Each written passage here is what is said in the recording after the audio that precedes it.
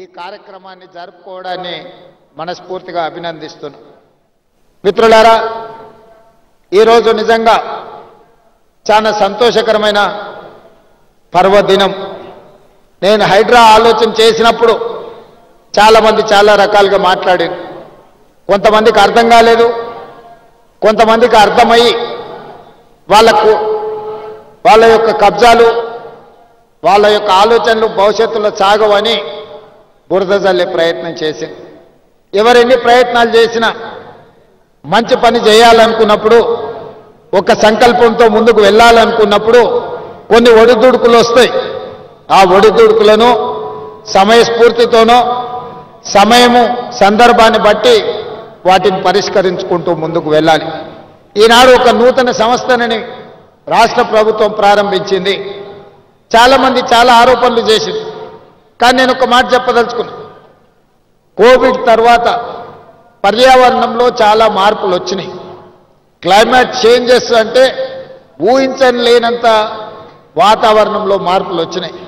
ఈ హైదరాబాద్ నగరమే కాదు, ఈ దేశంలో మనం ఏర్పాటు చేసుకున్న వ్యవస్థలు, మనం నిర్మించుకున్న రోడ్లు కావచ్చు, డ్రైనేజ్ కావచ్చు, ఇతర పరిస్థితులు, ఇతర ఏర్పాట్లన్నీ కూడా రోజుకు 2 సెంటీమీటర్ల వర్షం కురిస్తే సరిపోయే విధంగా మనం ఇన్ఫ్రాస్ట్రక్చర్ ఏర్పాటు చేసుకున్నాం.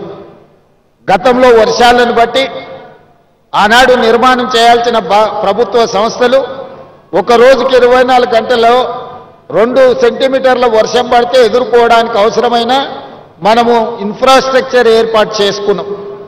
కానీ ఈ మధ్యకాలంలో మీరు అందరు చూస్తున్నారు, 2 సెంటీమీటర్లు రోజు కాదు, గంటలో లేదా 2 గంటల్లో 40 సెంటీమీటర్ల వర్షం కురిసే పరిస్థితులు ఈరోజు వాతావరణంలో మార్పు వచ్చినాయి.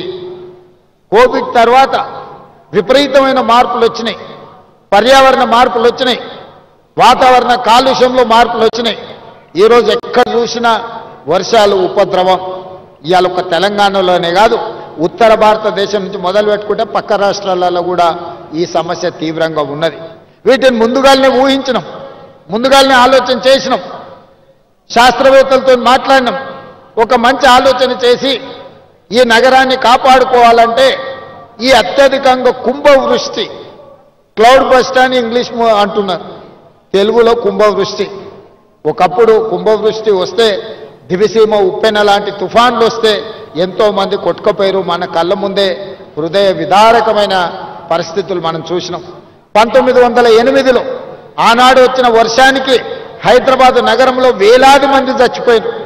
ఆనాటి నిజాం ప్రభు అది చూసి ఆయన అసలు అంటే ఆ బాధను భరించలేక అప్పటికప్పుడు ఆలోచన చేసి ప్రపంచ స్థాయిలో సాంకేతిక నిపుణులను రప్పించి మోక్షగుండం విశ్వేశ్వరయ్యకు ఒక బాధ్యత అప్పచెప్పాడు.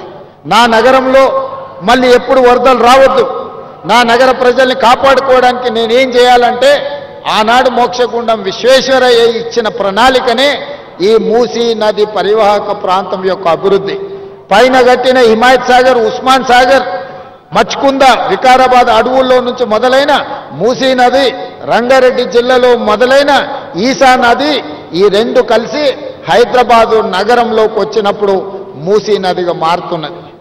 ఒకప్పుడు ఈ మూసీ నది నీటి ప్రవాహంతోనే కలకలలాడేది. కానీ కాలక్రమేణా ఈరోజు మురికి కూపంగా మారింది. మూసీ అంటేనే మురికికి ప్రత్యయ పదంగా మారిపోయింది. ఎక్కడైనా మీరు చరిత్రను చూడండి, ఏ ప్రాంతంలో నీరు ప్రవహిస్తుందో ఆ ప్రాంతంలో నాగరికత పరిడవిల్లుతుంది. ఏ ప్రాంతంలో నదులు ఉంటాయో ఆ ప్రాంతంలో అభివృద్ధి ఉంటుంది. ఆ నదులను ఇవాళ మనము చెరబట్టే ప్రయత్నం చేస్తున్నాం కొంతమంది కబ్జాదారులు. ఇవాళ అందుకే ఈ హైదరాబాదు నగరంలో ఉన్న నాలాల కబ్జాలను వదిలిస్తామని, చెరువులను విడిపిస్తామని, చెరువులను చెరబడితే తాట తీస్తామని చెప్పి తెలంగాణ రాష్ట్ర ప్రభుత్వం నిర్ణయం తీసుకున్నది. ఇవాళ చెరువులను విడిపించడం, నాలా కబ్జాలను తొలగించడం, మూసీ నదిని పునరుద్ధరించడమే తెలంగాణ రాష్ట్ర ప్రభుత్వం లక్ష్యంగా పనిచేస్తుంది. మిత్రులు కాలేరు వెంకటేష్ గారు ఒక మంచి ఆలోచన ముందుకు వచ్చాడు. రాజకీయాలకు అతీతంగా అభివృద్ధి కార్యక్రమంలో భాగస్వామి కావడానికి ఈరోజు ప్రతిపాదనలు తెచ్చిండు. ఎస్, తప్పకుండా మిగతా శాసనసభ్యులు కూడా నేను విజ్ఞప్తి చేస్తున్న హైదరాబాద్ నగరంలో ఉన్న శాసనసభ్యులు మీ నియోజకవర్గాలలో మూసీ నది పరివాహక ప్రాంతం ఎంత ఉందో ఆ బఫర్ జోన్లో కానీ మూసీ నదిలో కానీ పేదలు అత్యంత నిరుపేదలు తండాలలో గూడాలలో మారుమూల పల్లెల్లో ఉన్న పేదలు ఈరోజు హైదరాబాద్కు వలస బతకడానికి వచ్చారు, జీవనాధారం కోసం వచ్చారు. ఎక్కడ దిక్కులేక ఎక్కడ నివాసము స్థలం దొరక్క ఈరోజు మూసీ నది ప్రాంతంలో చిన్న చిన్న గుడిసెలు వేసుకొని బతుకుతారు. వాళ్ళ పేదరికం నాకు తెలియదా? కొంతమందికి పేదరికం అంటే ఎగ్జిబిషన్ అయి ఉండొచ్చు. బెంచ్ కార్లు వేసుకొని పేదరికం చూడాలంటే ఊర్లోకి పోయి ఓహో పేదరికం ఇట్లుంటుందా అని ఎక్స్కర్షన్ లాగా పోయేటోళ్ళు ఉండొచ్చు. గుంటూరులో చదువుకున్న వాళ్ళు, గుడివాడలో చదువుకున్న వాళ్ళు, లేకపోతే అమెరికాలో చదువుకున్న వాళ్ళకు. నాకు అట్లా కాదు. నేను పుట్టిన ప్రాంతం, నేను పెరిగిన ఊరు, పేదరికం నా కళ్ళ ముందు నేను చూసిన, దళితులు గిరిజనులు పడే కష్టాలు నేను చూసిన, మా ప్రాంతాల నుంచి వలస హైదరాబాద్కు బతకడానికి వచ్చేటోళ్ళని నేను చూసిన. ఈ అంబర్పేట ప్రాంతంలో పోతే మా ఊరోళ్ళే చాలా మంది ఉంటారు. మా జిల్లా వాళ్ళు అయితే మా జిల్లా వాళ్ళు అనుకుంటే ఎవరినైనా గెలిపించేటంత మంది ఉన్నారు ఈ అంబర్పేట, ఈ మూసీ పరివాహక ప్రాంతంలో. వాళ్ళ పట్ల నాకు ప్రేమ ఉంటుంది, వాళ్ళ పట్ల నాకు అభిమానం ఉంటుంది, వాళ్ళకి సహాయం చేయాలన్న ఆలోచన ఉంటుంది. వాళ్ళని ఇబ్బంది పెట్టి నేను బాపుకునేది ఏమున్నది ఒకసారి ఆలోచన చేయండి. నేనేమన్నా ఈ భూమిని మూసీ నదిని చుట్టి నా సూట్ కేసులో పెట్టి నేనేమన్నా మా ఇంటికి తీసుకెళ్తానా? లేకపోతే విదేశాలలో దీన్ని తీసుకెళ్ళి దాచిపెట్టుకుంటానా? లేదు కదా. ఇవాళ ఈ ప్రాంతంలో అభివృద్ధి జరగాల్సిన అవసరం ఉంది, అనర్థాలను తగ్గించాల్సిన అవసరం ఉంది. మొన్న రాత్రి నుంచి కంటిన్యూస్గా ఇమ్లిబన్ బస్ స్టేషన్లో వేలాది మంది ప్రయాణికులు చిక్కుకుపోయిందంటే రాత్రి 3 వరకు అధికారులను అప్రమత్తం చేస్తూ నేను వాళ్ళకి ఏర్పాట్లు చేపించిన. దీనికి కారణం ఏంటి? ఈరోజు ప్రకృతిలో విపరీతమైన మార్పులు వచ్చినాయి. దాంతో మీరు ఊహించనంత వర్షం 1-2 గంటల్లోనే 40-50 సెంటీమీటర్లు కురిసే పరిస్థితి వచ్చింది. దాన్ని తట్టుకునే వ్యవస్థ మనకు లేదు ఈనాటి వరకు. అందుకే ఈరోజు భవిష్యత్తులో దానికి తట్టుకోవడానికి అవసరమైన ఏర్పాట్లను చేసుకోవాలి. లేకపోతే జీవితాంతం మీరు కష్టపడి సంపాదించుకున్న మీ టీవీ కావచ్చు, మీ ఫ్రిడ్జ్ కావచ్చు, మీ మంచాలు కావచ్చు, మీ పిల్లలు చదువుకున్న సర్టిఫికెట్లు కావచ్చు, ఉప్పు పప్పు బెల్లం చింతపండు మీరు సంపాదించుకొని 2-3 నెలలకు మీరు తెచ్చి ఇంట్లో పెట్టుకుంటే రాత్రి ఈ రకంగా వర్షాలు వస్తే గంటలలో అవి నీట మునిగిపోతాయి. ఆ తర్వాత మిమ్మల్ని ఆదుకోవడానికి ఎవరు రారు. నా మాట వినండి, మీకు మంచి చేసే ఆలోచనతో ఉన్నా. ఇలా కాలేరు వెంకటేష్ గారు ఒక ప్రతిపాదన చేసింది. అంబర్పేట అసెంబ్లీలో 5 కిలోమీటర్లు మూసీ నది పరివాహక ప్రాంతం ఉన్నది. ఈ బఫర్ జోన్లో కొంతమంది పేదలు ఇండ్లు కట్టుకుంటూ వాళ్ళకి డబుల్ బెడ్రూమ్ ఇండ్లు కట్టించండి అంబర్పేటలో అని. తప్పకుండా వేదిక మీద ఉన్న మా ఇన్ఛార్జి మంత్రి పొన్నం ప్రభాకర్ గారికి నేను ఆదేశాలు ఇస్తున్నా, హైదరాబాద్ కలెక్టర్కి, మున్సిపల్ కమిషనర్ గారికి నేను ఆదేశాలు ఇస్తున్నా. తక్షణమే అంబర్పేటకు సంబంధించిన ఒక ప్రత్యేక రివ్యూ పొన్నం ప్రభాకర్ గారు తీసుకుంటారు. మీరు క్షేత్రస్థాయిలో మొత్తం పర్యటన చేసి, నేను మున్సిపల్ అధికారులకు కూడా అందరికి ఆదేశాలు ఇస్తున్నా, మీరు మొత్తం తిరగండి, ఎన్యూమరేట్ చేయండి, ఎవరెవరు ఉన్నారు పేదలు లిస్టు తీయండి, వాళ్ళ పరిస్థితి ఏంది అంచనా వేయండి. ఇవాళ వాళ్లకు పునరావాసం కల్పించడమే కాదు, ఈడ ఇన్ని ఆఫీసులు లేవంటే నేనే ఆశ్చర్యపోతున్నా. రిజిస్ట్రేషన్ ఆఫీసు లేదు, లేకపోతే ట్రాన్స్పోర్ట్ ఆఫీసు లేదు, ఏ ఆఫీసు లేదు అన్నాడు వెంకటేష్. ఒకదానికి అటుపోవాలి, ఒకదానికి ఇటుపోవాలి.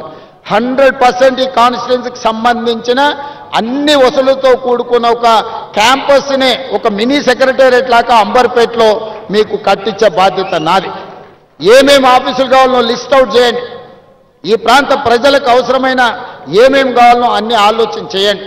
వాటికి సంబంధించిన ప్రణాళికలు సిద్ధం చేస్తే డిసెంబర్ 9 తారీఖు లోపలనే మీకు అన్ని అనుమతులు ఇచ్చి నిధులు కేటాయించే బాధ్యత నాది.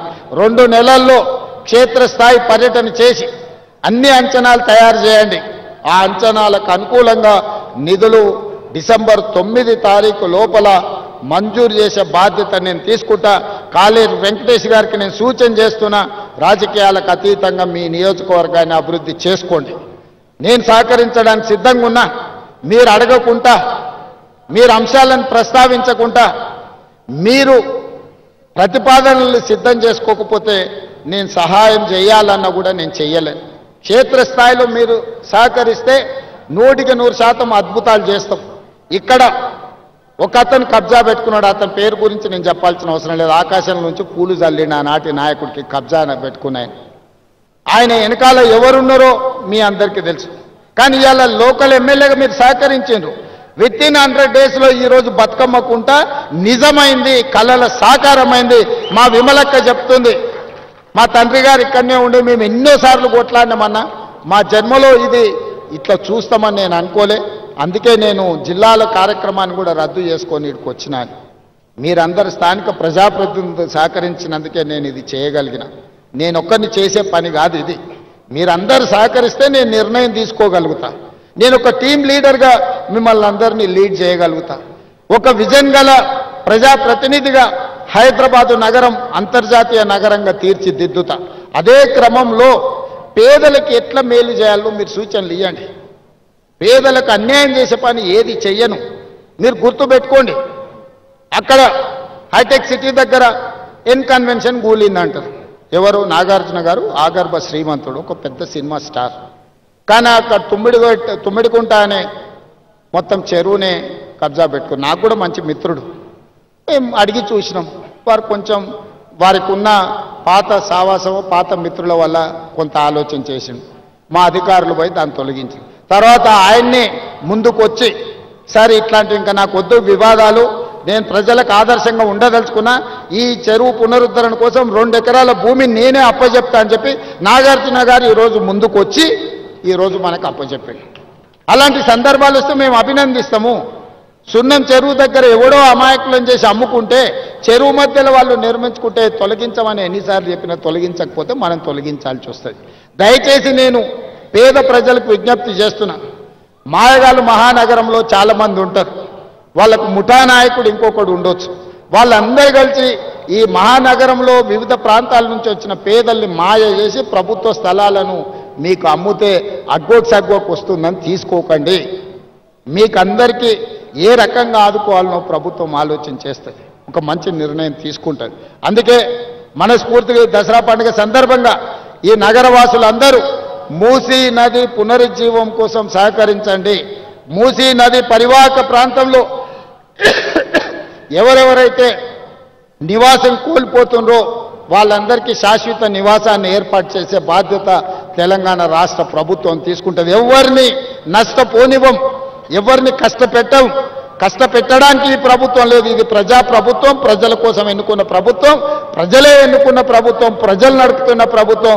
ఈ ప్రభుత్వం పేదలకు అండగా నిలబడుతుందని తెలియజేస్తూ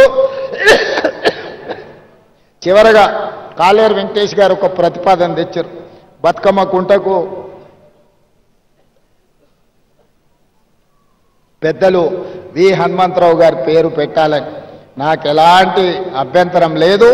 కాలేరు వెంకటేష్ గారి సూచన మేరకి బతుకమ్మ కుంటకు వి హనుమంతరావు గారి పేరును పెట్టడానికి అవసరమైన ప్రణాళికలు సిద్ధం చేయమని పొన్నం ప్రభాకర్ గారు చెప్తున్నా. వారు చెప్పబట్టే ప్రగతి భవన్కి జ్యోతిరావు పూలే పేరు మనం పెట్టుకోవడం జరిగింది. హనుమంతరావు గారి సూచన మేరకే పేదల ప్రజాభవన్గా మార్చి జ్యోతిరావు పూలే ప్రజాభవన్గా హనుమంతరావు గారి సూచన మేరకే నిర్ణయం తీసుకున్నాం. ఇవాళ 42% రిజర్వేషన్ల విషయంలో కూడా వారి సీనియర్ నాయకుడుగా మాకు సూచనలు సలహాలు ఇచ్చి ముందుకు నడిపించండు. వారి అనుభవాన్ని ఈ ప్రభుత్వం పూర్తి స్థాయిలో వినియోగించుకుంటుంది.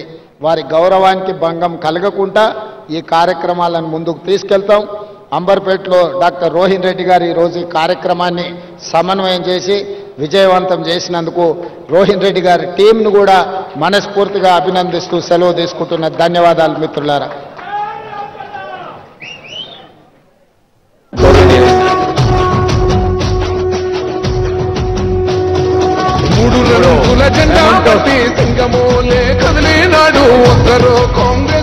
బతుకమ్మ కుంట ఆనరబుల్ సీఎం గారు చెప్పారు, హనుమంతరావు గారి పేరిట బతుకమ్మ కుంటగా పెట్టడానికి మరి హైడ్రా కమిషనర్ గారు రంగనాథ్ గారు ఇప్పుడు ఆనరబుల్ సీఎం గారికి ఇతర పెద్దలకు మెమోంటోస్ అందజేస్తారు. Mementos by HYDRAA commissioner.